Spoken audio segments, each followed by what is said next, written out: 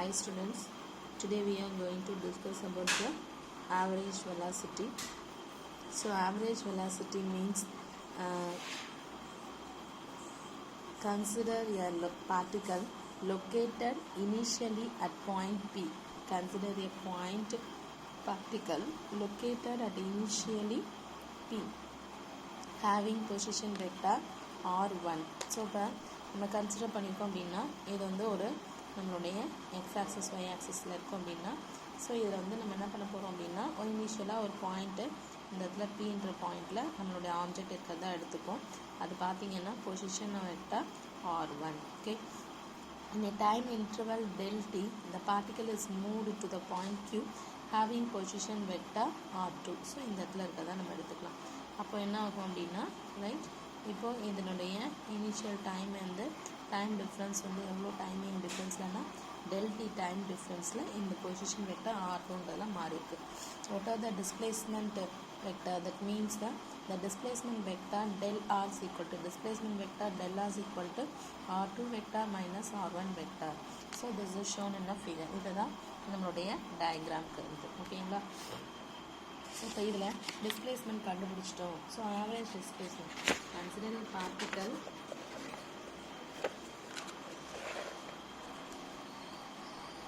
a particle initially at point P having the position vector R1 and the particular time difference, that means del t time, at the time interval del t the particle P is moving to the point Q and அதுக்கப்புறம் having the position vector R2 vector. So displacement நமக்கு வேணும்னா displacement del R vector is equal to R2 minus R1 vector. So the average velocity is defined as the ratio of the displacement vector to the corresponding time interval. So velocity means வந்து displacement per time. So அதுதான் average displacement to the corresponding time interval. So the velocity average velocity is equal to del R vector divided by del t. So இங்கே வந்து நம்ம என்ன பண்ணியிருக்கோம் அப்படின்னு சொன்னால் வெக்டாரில் use பண்ணுறதுனால it is a vector quantity. The direction of average velocity is in the direction of the displacement vector del R. Displacement, so Pலேருந்து Q போயிருக்கு. ஸோ இதுதான் டிஸ்பிளேஸ்மெண்ட் வெக்டாருடைய டைரக்ஷன். டிஸ்பிளேஸ்மெண்ட் வெக்டாரோட டைரக்ஷனும் அந்த ஆவரேஜ் வெலாசிட்டியோட டைரக்ஷனும் அதுதான். ஓகேங்களா? ஸோ நெக்ஸ்ட் ஒன் வந்து பார்த்தீங்கன்னா average speed.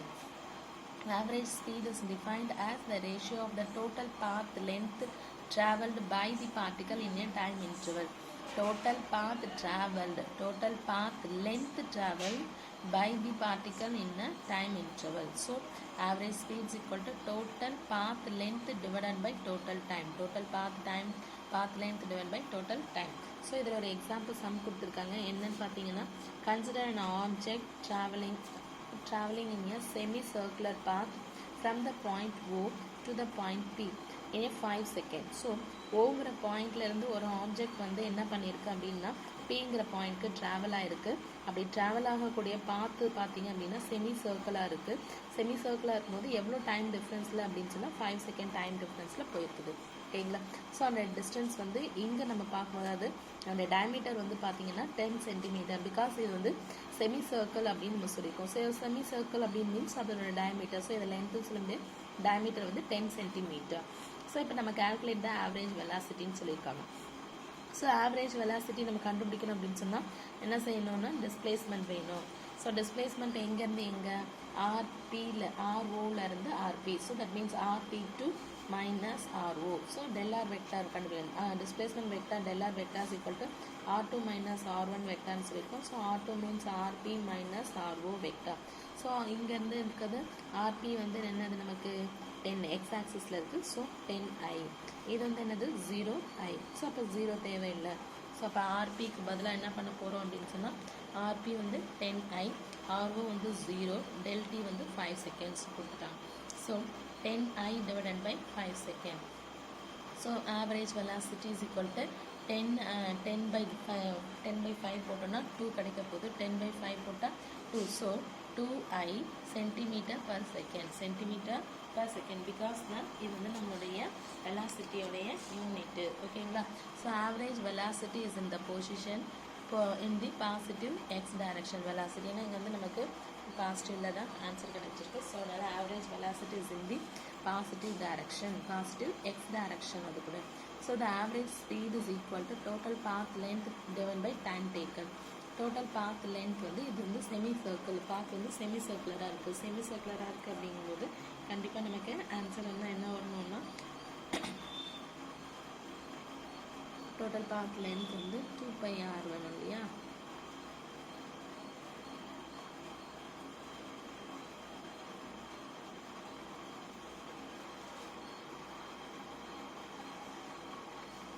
So total சர்க்குலருடைய circumference வேணும் அப்படின்னு சொன்னால் 2πr. இங்கே வந்து நமக்கு இருக்கிறது ஒரு என்ன இருக்குது அப்படின்னு சொன்னால் செமி சர்க்கிள் அப்படிங்கிறதுனால 2πr கிடையாது. 2πr டிவைட் பை 2 போட்டிங்க அப்படின்னு சொன்னால் என்ன கிடைக்க போகுது, 2 கேன்சல் ஆகிடுச்சு அப்படின்னு சொன்னால் πr மட்டும் கிடைக்கும். இந்த ரேடியஸ் வந்து 5 சென்டிமீட்டர். ஸோ 5πன்னு கிடைக்கும், 5π.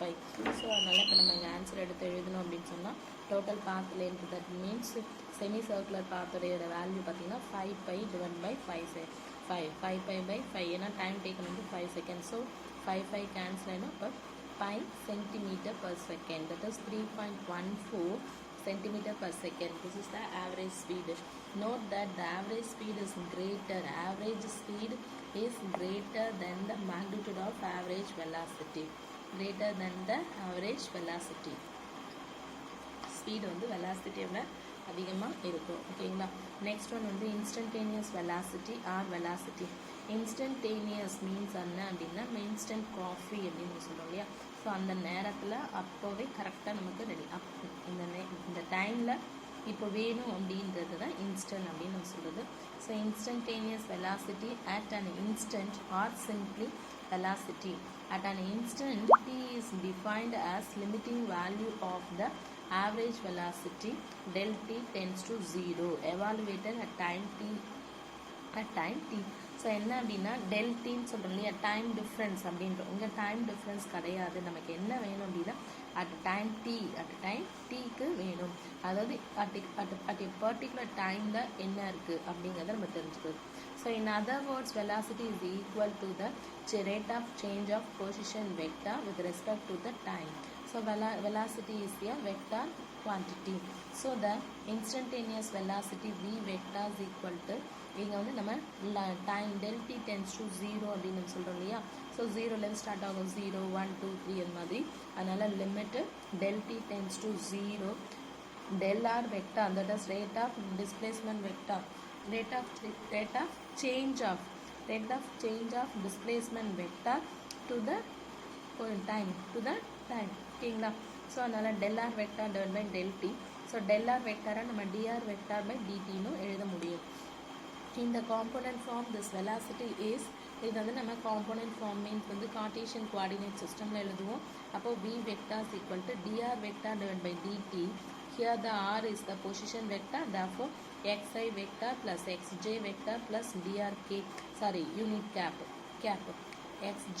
xi cap yj cap plus zk cap. So இது உள்ள மல்டிப்ளை பண்ணும்போது dxi cap plus dyj cap plus dz by dt k cap. ஓகேங்களா.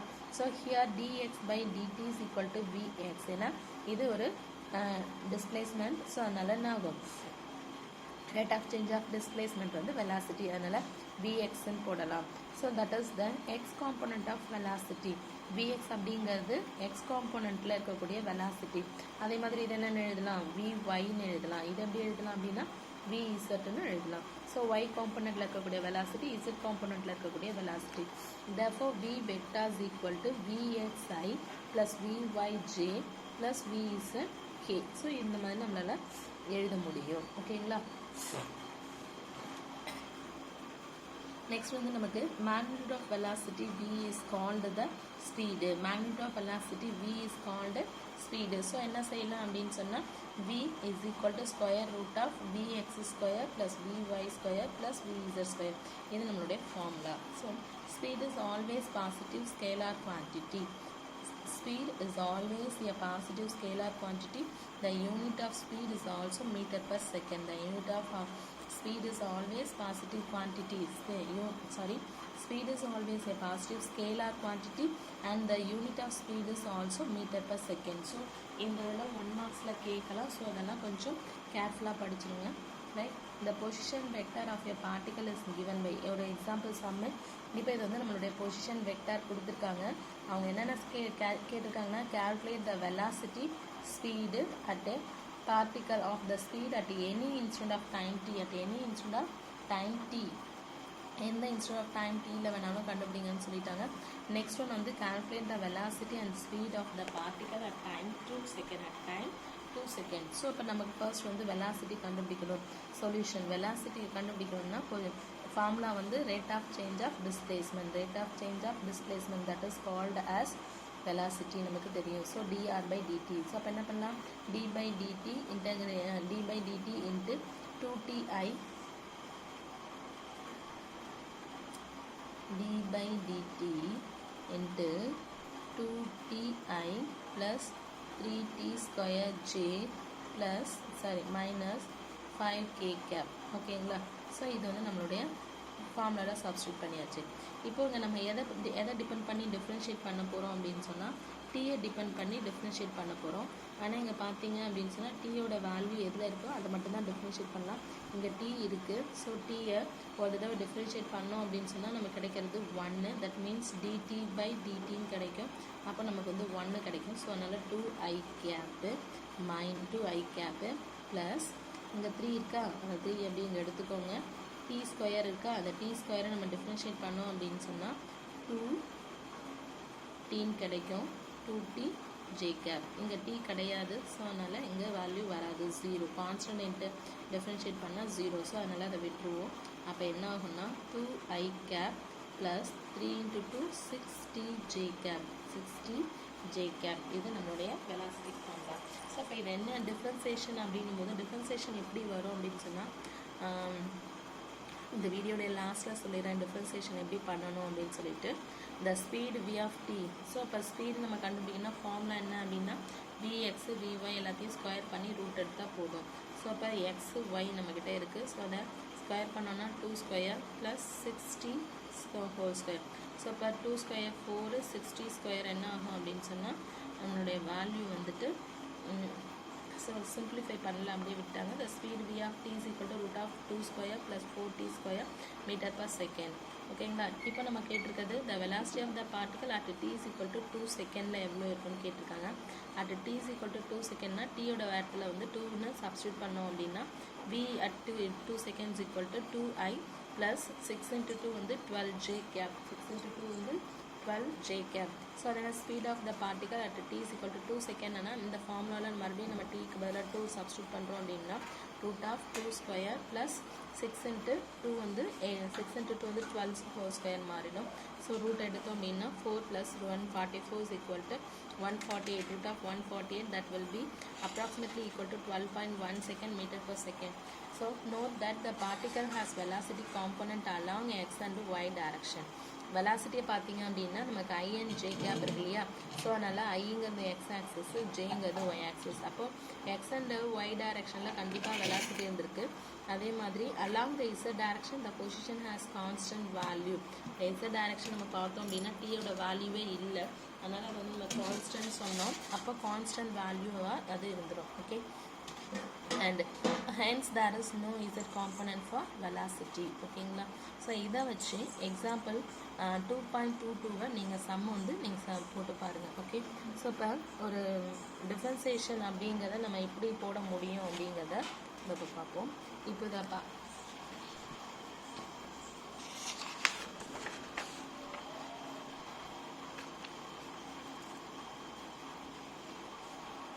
டிஃப்ரென்ஷியல் கால்குலஸ் அப்படின்னு சொல்லிட்டு நமக்கு இருக்கும். ஸோ அந்த டிஃப்ரென்ஷியல் கால்குலஸில் தான் நம்ம பண்ணுவோம். ஸோ அது ரொம்ப டீட்டெயிலாக தெரிஞ்சுன்னா டிஃப்ரென்ஷியேஷன் எப்படி பண்ணணும்னு நமக்கு தெரிஞ்சால் போதும். இப்போது எக்ஸாம்பிளுக்கு வந்துட்டு நம்ம ஒரு சம் எடுத்து பண்ணுறோம். டிஃப்ரென்ஷியேஷன் பண்ணோன்னா d by dt into x power of n அப்படின்னு வச்சுக்கோம். இப்போ இதை நம்ம டிஃப்ரென்ஷியேஷன் பண்ணுறோம் அப்படின்னா டிஃப்ரென்ஷியேஷன் பண்ணும்போது எப்படி பண்ணுவோம்னா n into x power of n minus 1, x power of n minus 1. இதுதான் நம்மளுடைய டிஃப்ரென்சியேஷனுக்கான ஃபார்முலா, அதாவது ஜென்ரல் ஃபார்முலா. அதை வந்து நம்ம மற்ற சம்ஸ்க்கு நம்ம யூஸ் பண்ணிக்கலாம். இப்போ இந்த n இருக்க வேண்டிய இடத்துல வந்து நம்ம இப்போ என்ன பண்ணுறோம் அப்படின்னா d by dt into D power 2. இப்போ இங்கே டீயும் இருக்குது இங்கேயும் டி இருக்கிறதுனால நம்ம இதை ஈஸியாக டிஃபரன்ஷியேஷன் பண்ணிடலாம். என்னென்னா வித் ரெஸ்பெக்ட் டு டீயை டிபெண்ட் பண்ணி தான் நம்ம டிஃபரன்ஷியேஷன் பண்ண போகிறோம் அப்படின்போது இங்கே டீ இருந்துச்சுன்னா நம்ம ஈஸியாக டிஃபரன்ஷியேஷன் பண்ண முடியும். ஸோ அப்போ இந்த ஃபார்முலாவில் நீங்கள் சப்ஸ்டியூட் பண்ணிங்கன்னா 2 இன்ட்டு டீயை டிஃபரன்ஷியேஷன் பண்ணுறோமா, அப்போது t power of 2 minus 1. So என்ன ஆகும் 2 into D power 2 minus 1. So அதனால் நம்ம 2t போட்டுருணும். ஓகேவா. ஸோ இதே வந்து நம்ம இது கூட இன்னொரு காம்பனன்ட் சேர்ந்து வருது. இப்போ 2t இல்லாமல் t கூட t ஸ்கொயருங்கிறது வந்து இப்போ சப்போஸ் 4t ஸ்கொயர் அப்படின்னா இந்த 4 இது கூட மல்டிப்ளை ஆகும்போது 4t வந்து என்ன 2t வந்து என்ன ஆகிடும் 8t மாறிடும். அங்கே டீலாம் கிடையாது, 4 கிடையாது, அது போல் xt இருக்குது அப்படின்னா எக்ஸை அப்படியே யூஸ் பண்ணுவோம். எக்ஸ் அப்படியே யூஸ் பண்ணால் என்னென்னு கிடைக்கும் 2xt கிடைக்கும். 2xt கிடைக்கும். ஸோ அதை சிம்பிளாக இன்னொரு தடவை சொல்லிடுறேன்.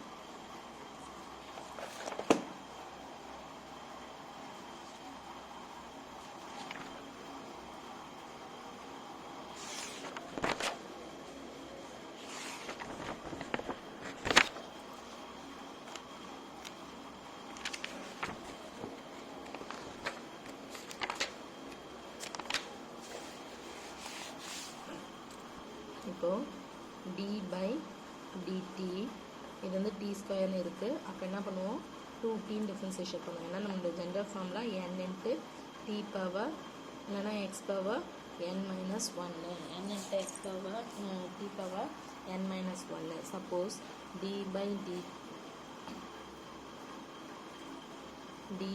டிடி இங்கே வந்து என்னவா இருக்குது 4t ஸ்கொயர் அப்படின்னு இருந்துச்சு அப்படின்னா 4 கான்ஸ்டன்ட். ஸோ டி ஸ்கொயரை வந்து டிஃபரன்சியேஷன் பண்ணோன்னா 2tன்னு கிடைக்கும்.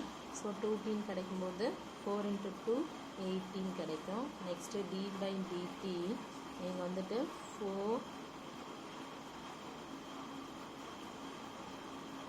4 பதில் எக்ஸ் டி ஸ்கொயர் இருக்குது.